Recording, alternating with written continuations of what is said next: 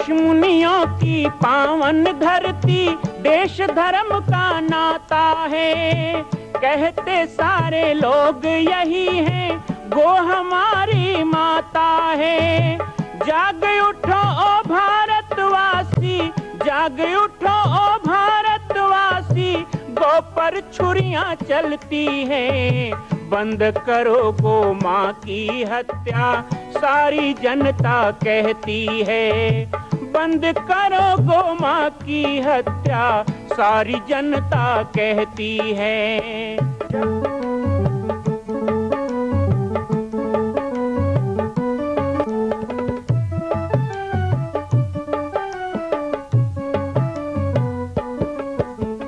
जगह जगह पर बूचड़ खाना, लाखों गौएं कटती हैं।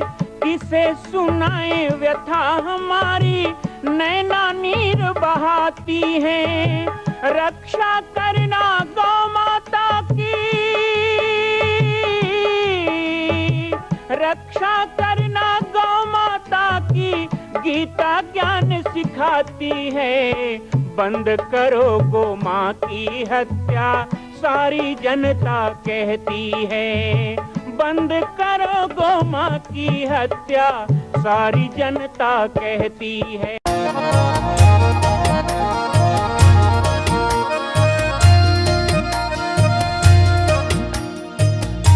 ओम ऐं ह्रीं क्लीं चामुण्डाय विचे। ओम ऐं ह्रीं क्लीं चामुण्डाय विचे।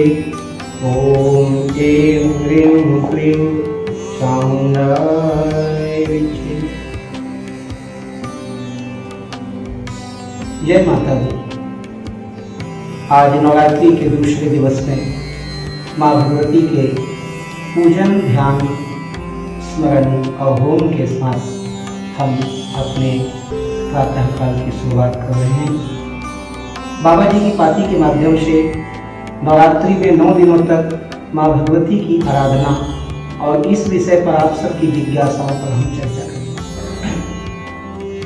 माँ ब्रह्मचारिणी की पूजा में हमें विधि विधान पूर्वक पूजन के पश्चात अपने जीवन में सदाचरण लाने का संकल्प करना चाहिए। मन का निग्रह, स्वाद पर नियंत्रण, अपने दैनिक चर्या में किए जाने वाले व्यर्थ उपादन, व्यर्थ चर्चा, व्यर्थ चेष्टाओं का अभाव हो, ऐसा संकल्प लेना चाहिए। भगवद गीता में वासुदेव श्री कृष्ण ने कहा कि जिसके जीवन में व्यर्थ चेष्टाएं, व्यर्थ चर्चाएं नहीं होगी, उसके जीवन का हर पल श्रेष्ठ होगा। ऐसे ही हमारे जीवन को श्रेष्ठतम बनाए माँ ब्रह्मचारिणी को हम प्रणाम। नवरात्र पर्व में हम माँ भगवती का पूजन विधि विधान से तो करते ही हैं, इसके साथ ही अपने मनःपूर्ण संकल्पों को माँ ब्रह्मचारिणी के चरणों में समर्पित कर उनसे विनम्र प्रार्थना करते हैं कि हे माँ ब्रह्मचारिणी, आप जिस तरह तप और आराधना के द्वारा भगवान शिव को प्राप्त कर लेती हैं, इसी तरह हम जीव को भी शिव से मिलाने में आप हमारा सहयोग करें। आज दिवस नवरात्रि माँ ब्रह्मचारिणी का है। माँ ब्रह्मचारिणी जो हमारे जीवन में अर्थ, धर्म, काम, मोक्ष की प्राप्ति हेतु किसी भी प्रकार का संयम, दम, नियम, चर्या, जिसको हम ब्रह्मचर्य भी कह सकते हैं, सदाचरण भी कह सकते हैं, इसकी रक्षा करने वाली देवी है। ओम ऐं ह्रीं क्लीं चामुण्डाय विचे। माँ भगवती आप सब पे अपनी कृपा बनाए। 10 महाविद्या की पावन कथा को बाबा जी की पाती में आज हम और आगे बढ़ाते हैं। कल हमने माँ काली के पवित्र चरित्र का चित्रण किया। भगवती काली की ही नील रूपा होने के कारण तारा नाम भी है। 10 महाविद्या में दूसरी महाविद्या तारा के रूप में विख्यात है। वचनांतर से तारा नाम का रहस्य यह भी है कि ये सर्वदा मोक्ष देने वाली, तारने वाली है, इसलिए इन्हें तारा भी कहा जाता है। महाविद्याओं में द्वितीय स्थान पर परिगणित है। अनायासी वाक शक्ति प्रदान करने में समर्थ, इसलिए इन्हें नील सरस्वती भी कहते हैं। विद्यार्थियों के लिए माँ तारा की पूजा बहुत ही फलदायी है। भयंकर विपत्तियों से भक्तों की रक्षा करने वाली उग्र तारा, बृहन्नील तंत्रादि ग्रंथों में भगवती तारा के स्वरूप की विशेष चर्चा है। हयग्रीवा नाम के दानव का आपने वध किया, इसलिए इन्हें नील विग्रह नाम भी प्राप्त हुआ है। ये सब रूप शिव पर प्रत्यालीन मुद्रा में आरूढ़ है। भगवती तारा नील बरवानी, नील कमलों के समान 3 नेत्रों से सुशोभित, हाथों में कैंची, कपाल, कमल और खड्ग धारण करने वाली है। ये व्याघ्र चर्म से विभूषिता तथा कंठ में मुंड माला धारण करने वाली है। शत्रुनाश, वाक सिद्धि की प्राप्ति तथा भोग मोक्ष की प्राप्ति के लिए तारा अथवा उग्र तारा की साधना की जाती है। रात्रि देवी की स्वरूपा शक्ति तारा महाविद्याओं में अद्भुत प्रभाव वाली और सिद्धि की अधिष्ठात्री देवी कही गई है। भगवती तारा के भी 3 रूप हैं। तारा, एक जटा, नील सरस्वती। तीनों रूपों के रहस्य, कार्यकलाप तथा ध्यान परस्पर भिन्न है, किंतु भिन्न होते हुए भी सबकी एक ही प्रकार से हमको समान रूप से पूजा की प्राप्ति होती है। शक्ति भी एक ही है। भगवती तारा की उपासना मुख्य रूप से तंत्रोक्त पद्धति से होती है, जिसे आगमोक्त पद्धति भी कहते हैं। इनकी उपासना से सामान्य व्यक्ति भी बृहस्पति के समान विद्वान हो जाता है। भारत में सर्वप्रथम महर्षि वशिष्ठ ने तारा की आराधना की थी, इसलिए तारा को वशिष्ठाधिरातिता तारा भी कहा जाता है। वशिष्ठ ने पहले भगवती तारा की आराधना वैदिक रीति से करनी प्रारंभ की, जो सफल ना हो सकी। उन्हें अदृश्य शक्ति से संकेत मिला कि वो तांत्रिक पद्धति से उनकी चिनाचारा रूप की उपासना करें। जब वशिष्ठ ने तांत्रिक पद्धति का आश्रय लिया, तब उन्हें सिद्धि प्राप्त हुई। यह कथा आचार तंत्र में वशिष्ठ मुनि की आराधना उपाख्यान में वर्णित है। इससे यह सिद्ध होता है कि पहले चीन, तिब्बत, लद्दाख आदि देशों में भी तारा की उपासना प्रचलित थी। तारा का प्रादुर्भाव भी मेरु पर्वत के पश्चिम भाग चोलना नाम की नदी के चोलत सरोवर के तट पर हुआ था, जैसा कि स्वतंत्र तंत्र में वर्णित है। मेरु पश्चिमी कुले नु चोत्रताख्ये हृदो महान तत्र जले हृदयम तारा देवी नील सरस्वती। महाकाल संहिता के काम कला खंड में तारा रहस्य वर्णित है, जिसमें तारा रात्रि में तारा की उपासना का विशेष महत्व बताया गया। चैत्र शुक्ल नवमी की रात्रि को तारा रात्रि कहा जाता है, जिस दिन भगवान श्री राम का जन्म हुआ। चैत्रे मासी नवम्याम तु शुक्ल पक्षे तु भूपते क्रोध रात्रि महिषाणी तारा रूपा भविष्यति। ये पुरश्चर्याणव भाग 3 में लिखा है। बिहार के सहरसा जिले में प्रसिद्ध महिषी ग्राम में उग्र तारा का सिद्ध पीठ विद्यमान है। वहां तारा, एक जटा तथा नील सरस्वती की तीनों मूर्तियां एक साथ हैं। मध्य में बड़ी मूर्ति तथा दोनों तरफ छोटी मूर्तियां हैं। कहा जाता है कि महर्षि वशिष्ठ ने यहीं पर तारा की उपासना करके सिद्धि प्राप्त की थी। तंत्र शास्त्र के प्रसिद्ध ग्रंथ महाकाल संहिता के गुह्यकाली खंड में महाविद्याओं की उपासना का विस्तृत वर्णन मिलता है। उसके अनुसार तारा का रहस्य अत्यंत चमत्कार जनक है। ऐसे 10 महाविद्या की दूसरी महाविद्या माँ तारा रानी को हम प्रणाम करते हैं। जन्म जन्म लो अगर हमारी, बरों शंभु नत रहो कुमारी। केवल भगवान शिव को ही प्राप्त करूं, इस उद्देश्य को लेकर चलने वाली माँ भगवती महामाया सती के जहां जहां अंग गिरे उन्हें हम शक्ति पीठ कहते हैं। आइए 51 शक्ति पीठ के इन्हीं पावन प्रसंगों को आज हम इस कार्यक्रम में नवरात्रि के अवसर पर आगे बढ़ाते हैं।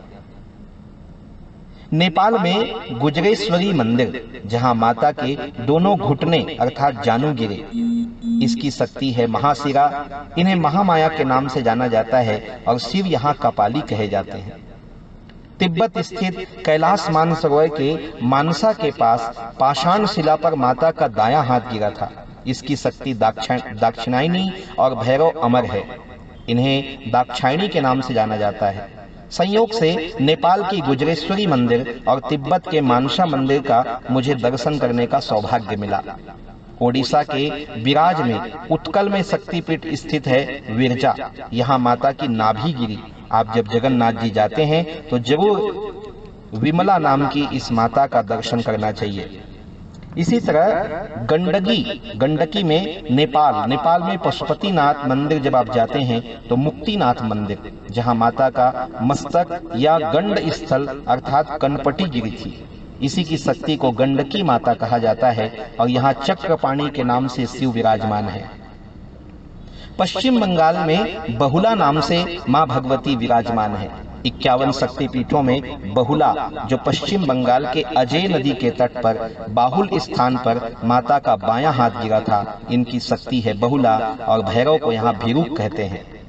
अब मध्य प्रदेश चलते हैं, जहां बाबा महाकाल की नगरी उज्जैन, जहां उज्जैनी के नाम से माता का स्थान है।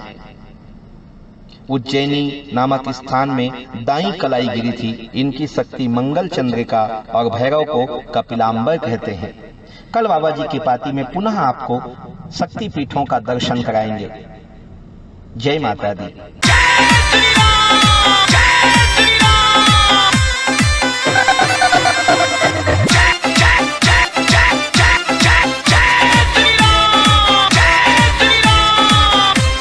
जय बोलो श्री राम की ते जय बोलो हनुमान की, जय बोलो श्री राम की ते जय बोलो हनुमान की। भगवा रंग ओढ़ के पूजा या हनुमान जी। अरे रंग जवारे भारत का भगवा रंग में, अरे रंग जवारे भारत का भगवा रंग में, अरे रंग जवारे भारत का भगवा रंग में।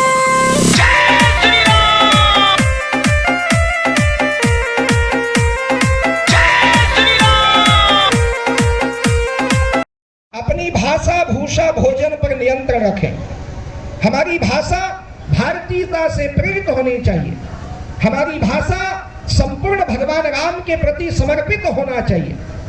हमारे युवा साथी जो आज हमारे साथ चल रहे हैं, उन सब से भी कहूंगा कि जो जय श्री राम का नारा है, एक ही नारा एक ही नाम,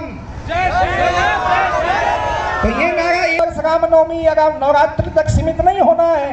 हमें जब भी आपस में मिलना है, सदा भगवा हमारे साथ होना चाहिए, भगवा ध्वज हमारे घर पे होना चाहिए, भगवा तिलक माथे में होना चाहिए और जय श्री राम का उद्घोष हो। कोई बाबर की औलाद लेनी होगी। हमारी वेशभूषा कैसी हो, तो जैसे आज दिख रहे ऐसी हो, और हमारा भोजन पवित्र हो।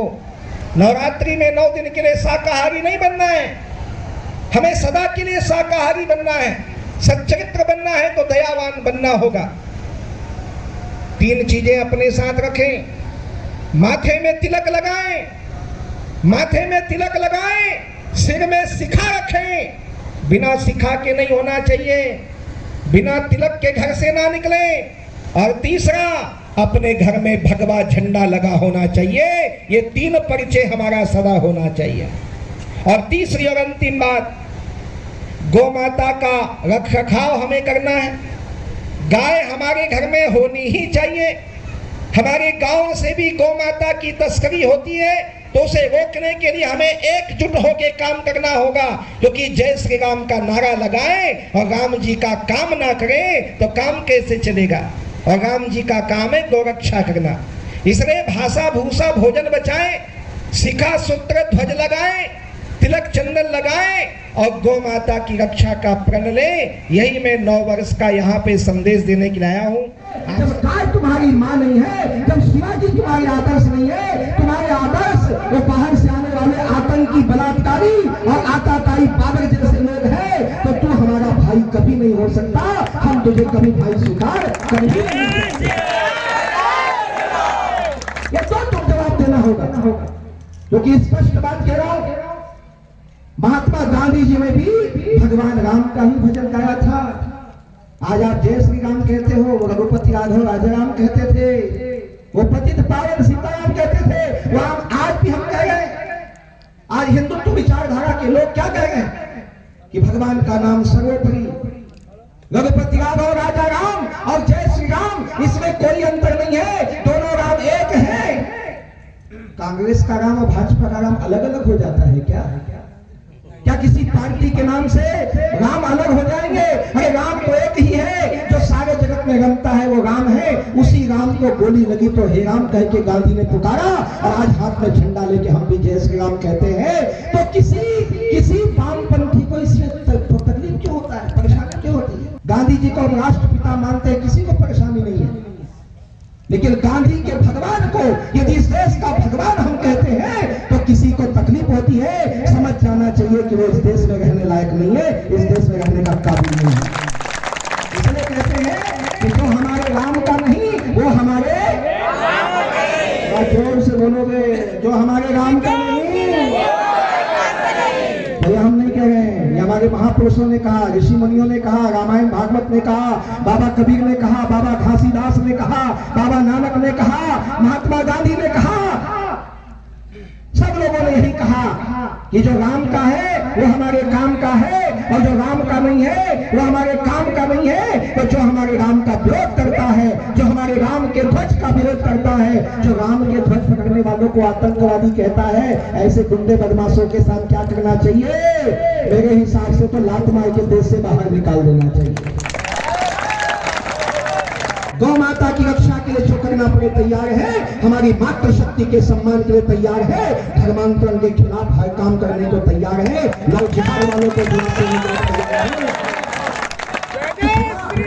संपर्क बना के रखो, संपर्क बना के रखिएगा। आजकल सोशल मीडिया का जमाना है, एक दूसरे से संपर्क बना के रखते हो, ऐसे ही संपर्क बना के रखो। मेरा नंबर दुर्लभ नहीं है, मेरा नाम लिख दोगे राम बालक दास पर्याप्त है, नंबर अपने आप आ जाएंगे।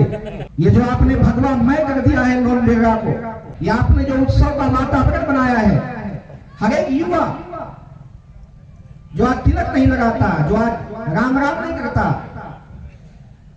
उन सब के माथे में तिलक देखता हूं, हाथ में भगवा झंडा देखता हूं, और आप सबके द्वारा आवाज देखता हूं, एक ही नारा, एक ही नाम, जय श्री राम, जय श्री राम। तो उस समय लगता है कि वो संस्कृति कहीं गई नहीं है, वो हम सब में बट गई है। बस उसको जोड़ने की जरूरत है, उसको इकट्ठा करने की जरूरत है। जैसे ही एकत्रित करेंगे, आज भी लंका दहन हो सकता है, आज भी दुष्टों की लंका जल सकती है, रावणी सेना पे हम अब जा करके अपना पराक्रम दिखा सकते हैं। बस आवश्यकता है नेतृत्व की, वो नेतृत्व जो सदा से हम लोगों के लिए जरूरी रहा है। और आज के नेतृत्व के रूप में मैं कहूंगा, न मैं आपका नेतृत्व करूंगा, इस भारत की और भारतीय संस्कृति का नेतृत्व न मैं करूंगा, न कोई पंथ का साधु संत करेगा, न कोई नेता करेगा, न कोई पार्टी और दल करेगा। सच्चे हिंदू को एक बात समझना चाहिए कि हमारा नेतृत्व कोई करे तो स्वयं राम जी करेंगे। राम जी का ये भगवा झंडा, ये भगवा ध्वज राम का प्रतीक है, इसमें हम इनकी पूजा करते हैं। आज हमारे देश में कुछ लोग हैं जो लोकसभा में खूब हल्ला करते हैं, कहते हैं ये भगवा वाले भगवा आतंकवाद फैला रहे हैं, ये भगवा करण कर रहे हैं, ये इस देश को हिंदू राष्ट्र बनाना चाहते हैं। अरे अकल के अंधों, ये धरती आज से नहीं, आदि अनादि काल से हिंदू राष्ट्र था, आज भी है और आगे भी रहेगा। मां कौशल्या की पावन जन्मभूमि छत्तीसगढ़ प्रांत में बालोद जिला में स्थित है श्री सर्वसिद्ध शक्तिपीठ जामड़ी पाटेश्वर धाम। परम पूज्य सद्गुरुदेव राजयोगी बाबा जी की तपस्थली श्री पाटेश्वर धाम और विश्व के अद्वितीय मां कौशल्या जन्मभूमि मंदिर निर्माण का दर्शन करने और इसी प्रकार समसामयिक विषयों पर अपना ज्ञान वर्धन करने के लिए और 10,000 गायों के लिए बनने वाले श्री हनुमान नंदीशाला गो अभ्यारण्य का समाचार प्राप्त करने के लिए आप सभी देखते रहें YouTube चैनल पर राम बालक दास, और हमारे चैनल को आप सभी सब्सक्राइब करें, घंटी का बटन दबाएं ताकि आप सूचनाओं से जुड़े रह सकें। जय श्री राम, जय गौ माता, जय गोपाल।